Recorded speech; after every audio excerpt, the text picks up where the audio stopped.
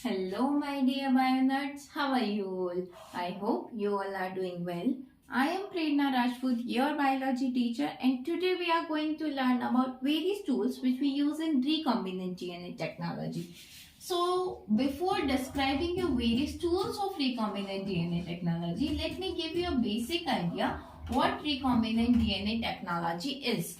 Here we combine our DNA with gene of interest and produces a new DNA which is known as recombinant DNA. Now this recombinant DNA will possess a character which will we either need or desire in our species or in our variety or in our organism for its betterment. Now the process of formation of this recombinant DNA is quite similar to cut, copy and paste mechanism of computers. Here also we cut the DNA template, we copy it to the vector and then paste it to the host for its multiplication. And now this cut, copy and paste mechanism will require various tools for its functioning, which we are going to learn in this video. So the first tool which we use in this process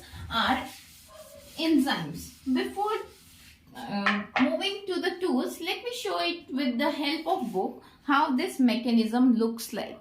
Okay, let me show you. This is the foreign DNA which is having gene of interest, and this is the vector DNA. Now we will use enzymes to cut it into the parts so that we could attach them and transfer them to the host for its multiplication. Now this mechanism will require enzymes, vectors and hosts, which we are going to learn. So the first tool is enzyme. We need to use three different types of enzymes. First are lysing enzymes, which degrades the cell membrane of the organism so that we could enter into the cell, which is basically lysozymes in the bacteria, chitinase in the fungi and many more. So lysing enzymes are used to cell membrane degradation.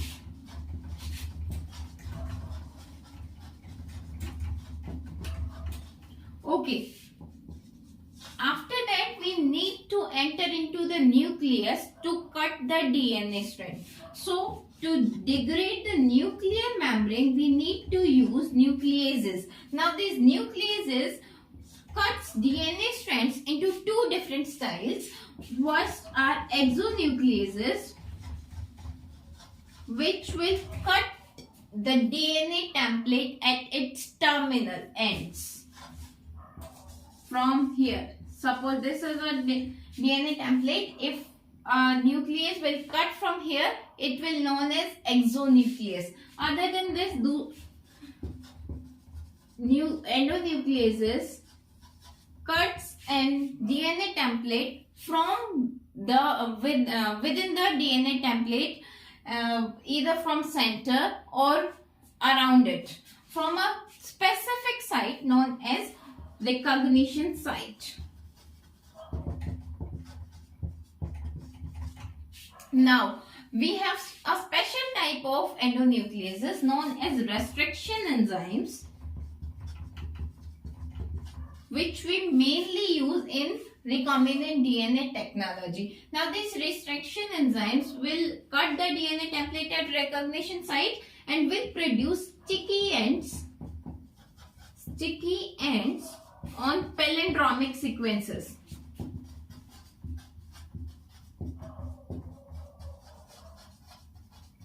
Now, let me give you an idea about what are palindromic sequences and what are sticky ends. Palindromic sequences are the sequences of DNA templates which are same when we read them from both directions. For example, when we cut a E. coli, it gives a ZATTC from 5' to 3' and from on the lower side from 5 dash to 3 dash, it is also GAATTC. Okay, when we read it from 5 dash to 3 dash, it will same on the both sides. GATTC, GATTC. One common example of palindromic sequence is madam. Madam from this side, madam from this side. It is same on reading from both sides. Okay, and what are sticky ends? Sticky ends are the cutting ends of the DNA which have open hydrogen bonds so that it could stick. Let me give you diagrammatic explanation of this. Okay, we use enzymes to cut, and then these ends are produced. Now these are having open hydrogen bonds, so when we stick it, it is easy to join. So these enzymes will produce sticky ends which will help us to aid the ligazing process. So the third enzymes which we use are ligases. Ligases are also known as molecular glues. What is the function of glue? It pastes. Similarly, ligases also paste two different DNA templates together so that we could form a recombinant vector. So after enzymes, we use vectors. So what we need to learn about vectors are its basic features. What an ideal vector should have. So the second tool are vectors. Vectors are vehicles which carries, these are vehicles which carries gene of interest to the host for its multiplication. So these vectors have some ideal characteristics. First is origin of replication. Every vector should have a place from where replication could be initiated. So that place is known as origin of replication, or RI. Origin of replication. Then we need to add some selectable markers into our vector so that we can differentiate from recombinant DNA vectors to the non-recombinant DNA vectors. Third are cloning sites.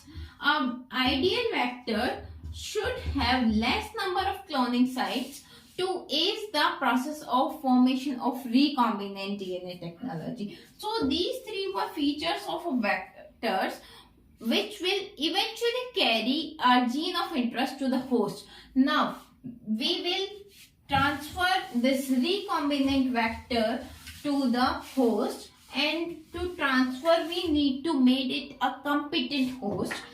For that we will use competent host. Two methods which are physical methods and chemical methods. In physical methods, we are going to learn about electrophoresis, some vectorless methods such as ballistic gun, microinjections,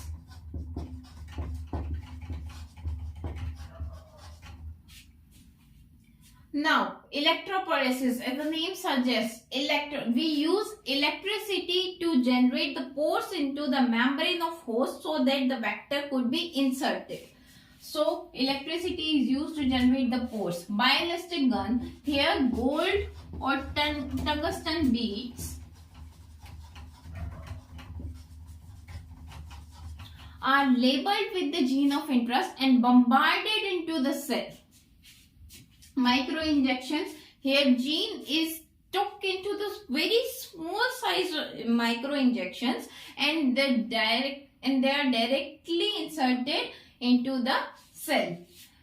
And in chemical method